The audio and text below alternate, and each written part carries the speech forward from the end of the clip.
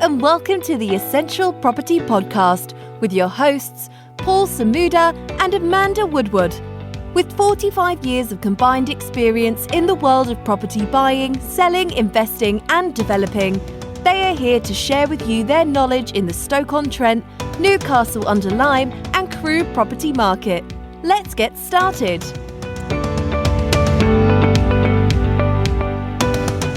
Hello and welcome to another episode of the Essential Property Podcast. Today we're launching the first episode of Essential Property Insights. I'm Amanda. And I'm Paul. We're so excited to launch this show. Our mission is simple. We're cutting through the technobabble to give you the actionable insights you need to grow your portfolio and protect your profits. So today we're starting with a bang. We're going deep on the Renters' Rights Act, the looming Making Tax Digital deadline, and why the headline mortgage rates you're seeing in the news might actually be costing you more than you think.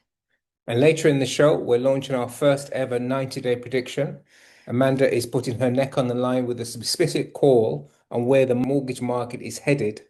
Let's get into the sales spotlight now. So the big story this week is the mortgage fee war. So lenders are desperate to hit their Q1 targets, and they are doing it by offering incredibly low headline rates, but at a cost. Exactly. We saw TMW cut their 2-year fix by something like a rate of 2.49%. That sounds amazing. But the insight for our listeners is that this rate comes with a hefty 3% product fee. Exactly. And that's the trap. On a £200,000 loan, that 3% fee is 6k up front. The fee-free equivalent from the same lender is around 4.04%. So the difference in the monthly payment is about £250. But you have to ask yourself, is saving £6,000 in interest over 2 years worth paying £6,000 in a fee today? The insight is that the market is bifurcating. You have the landlords who are cash rich and want the lowest possible monthly payment, and they'll pay the fee. Then you have the landlords who are focused on cash flow and prefer the higher rate with no fee. Our advice always is to compare the total cost of ownership over the fixed term. So on the sales front, the market is still being driven by the mortgage cuts. And Rightmove's data from last week shows the average asking price jump. But the real story is in the regional variation. We're seeing the Midlands and the North continue to outperform. The Northwest, for example, is seeing a much healthier balance of supply and demand than the Southeast. The insight here is that the race for space is over the race for yield, and the North is winning. Property Wire confirmed that investment activity is heavily skewed towards the regional cities. So if you're looking to expand your portfolio, look for those 6,000 to 8,000 price gaps between asking and sold prices in the Northwest. That's where the negotiation power is. Okay, let's talk compliance, because the clock is ticking on two massive changes. First, the Renters' Rights 2026 Act. And the key date is the 1st of May. So from this date, new tenancies will fall under the new rules. The biggest insight from the NRLA this week is the confirmation that rent increases will be limited to once per year and must be done via the statutory Section 13 process. This is a huge change for landlords who are used to making flexible rent reviews. The insight is that you need to be strategic. If you're under rented, you have one shot a year to correct it. Don't be shy about using those annual reviews, especially with inflation still running quite hot. And on the compliance side, LandlordZone is full of chatter about making tax digital. This is the biggest tax shake-up in a decade. The insight here is the deadline April 6, 2026 for landlords with gross income over 50,000. If you fall into this category, you must now keep digital records and submit quarterly updates to HMRC. This is not a drill. And if you're still using a spreadsheet or a shoebox, you need to switch to the Making Tax Digital compliance software now, because the penalty regime for non-compliance is going to be harsh. This is a massive admin burden, but it's a non-negotiable. Inside Housing also had a great piece on the political pressure around social housing. The insight for private landlords is that the government is desperate to show they are tackling the housing crisis. This means more regulation, not less. Prepare for the Renters' Rights Act to be implemented and don't wait for the final whistle.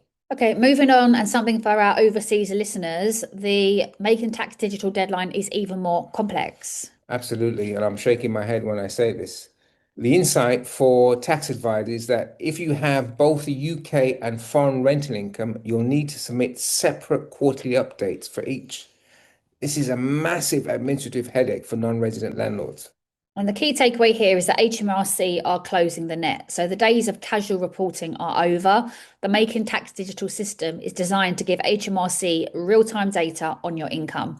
If you're an overseas landlord, you need a UK-based accountant who is Making Tax Digital ready and understands the nuances of the non-resident landlord scheme. A quick reminder on the non-resident stamp duty surcharge. It remains at 2% for non-UK residents purchasing residential property in England and Northern Ireland. This is a fixed cost. You need to factor that into your acquisition strategy. I mean, the insight here is that while the surcharge is a barrier, the strong rental growth in the north, up to sort of 8%, still makes the UK a compelling investment, even with the 2% premium. The yields are still outperforming many other global markets. Right, let's give our listeners 3 actionable steps for the week ahead. Okay, so tip 1, start your Making Tax Digital transition now. If your income is over 50k, you have less than 70 days until the deadline. Get your software sorted and start practicing your quarterly reporting. Tip 2, review your rent increase strategy. With Renters' Right Act coming, you only get one shot a year. Don't miss your window. Use the latest ONS and Zoopla data to justify a fair market rate increase. And finally, tip 3, reevaluate your mortgage total cost. So if it's coming up for renewal, and I had a conversation only about 2 hours ago with one of our landlords don't just look at the headline rate. Ask your broker for the total cost of the loan, including all the fees, because that 2.5% might look good, but the 4% fee-free option might just save you money in the long run. All right, Amanda, it's time for the big one. We're launching our first ever 90-day prediction. What have you got for us? Well, I'm going to put my neck on the line regarding the 2-year fixed mortgage market. So we've seen a lot of movement this week, but I do think there's more to come. Go on, give us the specifics. So I predicted that by April 24th this year, the average rate for a 75% loan to value product with a 3% fee is going to drop below 2.25%. Below 2.25%. Wow, that's a bold call, considering we're seeing 2.49 for a 65% loan to value right now. I know, but I believe the fee war is just heating up and lenders are desperate for volume and they'll keep cutting that headline rate as long as they can bank the upfront fee. It's a bold call, but I'm sticking to it. Okay, I've got that written down. April 24th, 75% loan to value, 3% fees, sub 2.25%. We'll be tracking that every single week. Okay, well, that's it for the first episode of Essential Property Insights. We've covered the Making Tax Digital compliance clock, the mortgage fee trap, and we've launched our first prediction. We hope these insights help you make better decisions for your portfolio this week. We'll be back next week at a similar time. So don't forget to subscribe, share, and keep those insights sharp. Bye for now. Bye. We hope you enjoyed today's episode, and if so, please hit subscribe and share with those who you think would enjoy it too. To get in touch with Paul and Amanda directly, please visit their website www.essentialpropertyoptions.co.uk for more information.